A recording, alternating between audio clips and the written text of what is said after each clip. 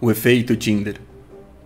Muito se fala dos efeitos culturais sobre a mudança dos costumes das pessoas, que os problemas que a gente está tendo agora nas relações costumam ser traçados a isso, a uma mudança na cultura e a mudanças que por décadas e décadas vêm acontecendo. E é verdade, mas nesse vídeo eu vou focar num outro lado, que eu acho que nos últimos anos teve uma mudança qualitativa drástica, que está se misturando com as coisas que vieram acontecendo, mas que é um marco forte o suficiente para que isso deveria estar sendo olhado isoladamente, como um fenômeno separado. E forte para sozinho mudar muita coisa. Eu peguei aqui uns artigos, não é uma pesquisa super séria, confirmada, peer-reviewed, não sei o quê. Mas, assim, tudo que eu vi por aí em pesquisas sérias confirma essa ideia de que os 80% piores homens competem pelos 20% piores mulheres, e as 80% melhores mulheres competem pelos 20% melhores homens. Quer dizer, a maior parte das mulheres ela é atraente o suficiente e elas só querem os topo 20%.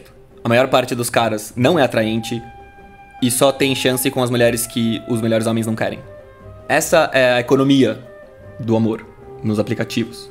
E a ideia que eu quero trazer aqui é de que isso sempre foi assim, num certo sentido. Você tem as pesquisas, eu mostrei naquele meu vídeo da hipergamia neolítica e tal.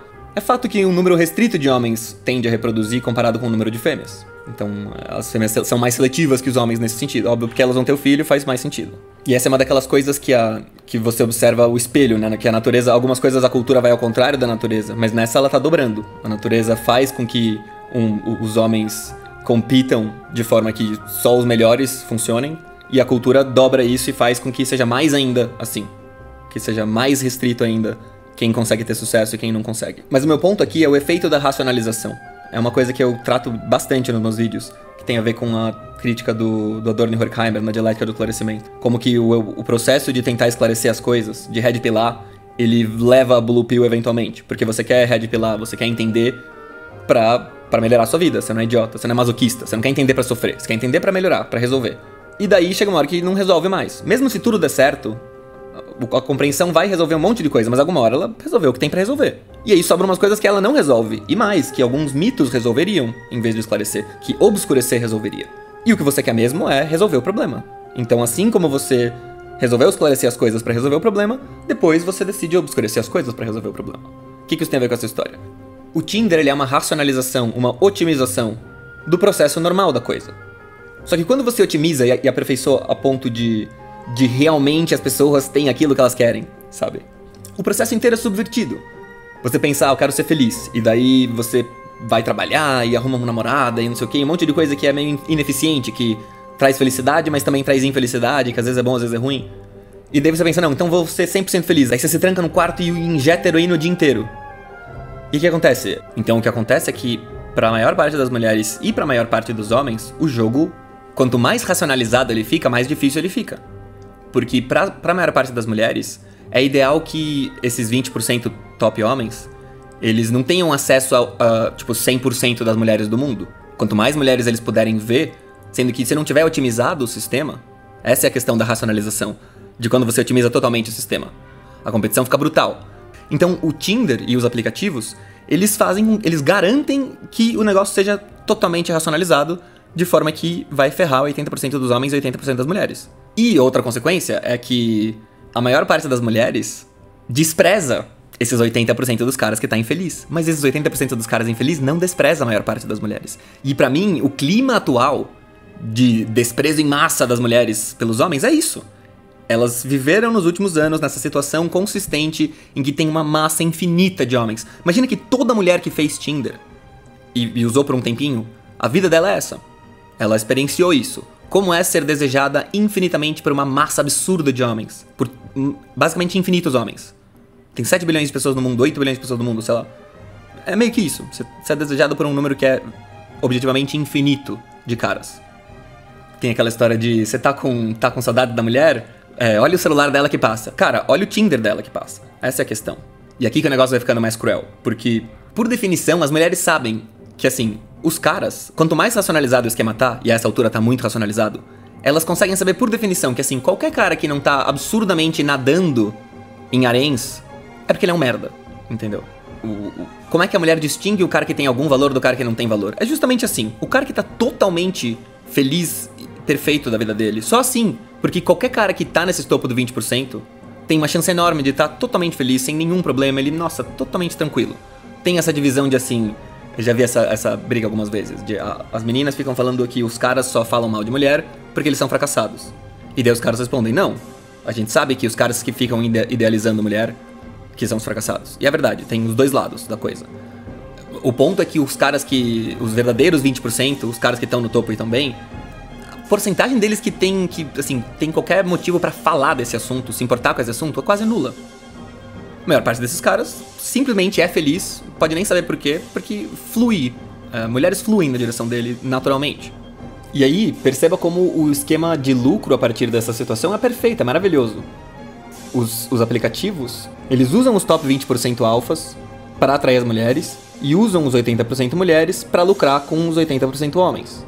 E quanto mais perfeito for esse esquema, mais, sabe, quanto mais otimizado tiver esse esquema, mais eles têm o potencial de lucrar. E essa cultura da otimização e do Tinder, ela também me lembra um pouco... O problema é que os Black Pillars americanos... Sabe aquela ideia de que pros Black Pillars americanos as mulheres só se importam com a genética e é isso, entendeu? Não importa dinheiro, não importa status, tudo isso é palhaçada. Tudo isso é papo de boomer. As mulheres só querem saber do alfa, do material genético supremo. E eu acho que isso tem a ver com o mundo do Tinder. O mundo da otimização, em que 80% das mulheres têm acesso aos alfas, aos caras top mesmo, aos alazões. E aí, quanto mais deles ainda por cima tiver, por que ela vai se contentar com um cara que não é um desses, sendo que ela tem chance? Ela pode ficar, e ainda por cima é bom enquanto ela tenta. Ela vai arrumando alfa atrás de alfa e alguma hora ela acha um alfa que aceita ela. Não vai ser perfeito e daí ela vai ser infeliz, e daí você vai ver todas essas reclamações que as meninas têm de que os homens são abusivos, relacionamento abusivo e tal. Por quê? Porque elas estão tentando namorar um cara que tem todas as outras mulheres como opção. Porque é só esses caras que as mulheres tentam namorar. Se o negócio tá otimizado. Se não tá otimizado, as mulheres acabam se contentando com caras que não estão acima da nota, então tem um número maior de caras felizes, a mesma coisa dos caras, acabam umas minas que não são tão boas assim, conseguem assegurar um alfa pra elas. Você tem, por causa da ineficiência do processo, um número maior de pessoas felizes, porque pensa que as top mulheres e os top homens, o processo não precisa estar 100% otimizado pra eles serem felizes. Só que pros outros caras, provavelmente quanto mais otimizado tá, mais impossível é que eles sejam felizes. Tem vários aspectos também pra falar sobre isso, mas eu queria só fazer esse ponto aqui, sobre o mundo em que a gente vive hoje. Pra mim, a cultura atual é o resultado de toda mulher ser dita diariamente em todas as redes sociais e nos aplicativos de paquera que o mundo deseja elas muito e tá extremamente infeliz que não consegue o amor delas. O amor delas é a coisa mais importante. Elas têm um valor supremo. E os caras são todos uns mega fracassados, a menos que eles estejam nadando em mulher. Vou fazer alguma hora um vídeo pro canal principal sobre uma revolução logística, porque pensa que o Tinder ele é uma revolução logística, de trazer transporte de informação, transporte de pessoa, transporte de coisa. Ele é uma revolução que faz com que as pessoas que estão um cara na China e um cara no Brasil, quer dizer, uma mina na China e um cara no Brasil, conseguem se juntar instantaneamente, num clique. E elas juntam o mundo todo, então ela aperfeiçoa ao limite máximo todos os fatores. Mas é isso então, galera. Valeu por assistir. Vejo vocês nas transmissões ao vivo. Até a próxima. Puta, agora vocês me fizeram pensar no BBB, que eu não vi, mas eu vi algum tweet de alguém falando sobre alguma coisa assim, que tipo, alguma mina falou que achava bonito quando o casal casava com a mesma cor. É mais racional seguir as crenças populares? Fiquei confuso nesse ponto. Não, é que isso, você já tá tentando concluir uma coisa. Aquele vídeo não era sobre as conclusões, era sobre a crítica. É que tipo, são 3 estágios, não 2.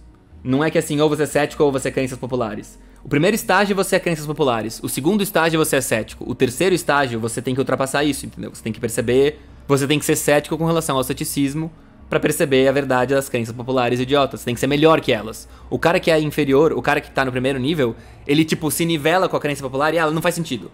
Aí ele vira cético. O terceiro nível é o cara que percebe o problema do ceticismo, porque ele tá duvidando do próprio ceticismo, e ele percebe como que aquela coisa que, entre aspas, tá errada, na verdade tá certa, sabe? Como que a crença popular é tipo... não é que ela é errada, ela é imperfeita. E daí ela tem a sua verdade ali, uma coisa assim. Entendeu? Mas a questão acho que são 3 estágios, não só 2. Mediterrâneos são superiores? É isso aí, Budby. Mediterrâneo Master Race. Valeu por quem colou, galera. Valeu pela presença, valeu pelos novos subs. Colar pra me animar. Vamos, time.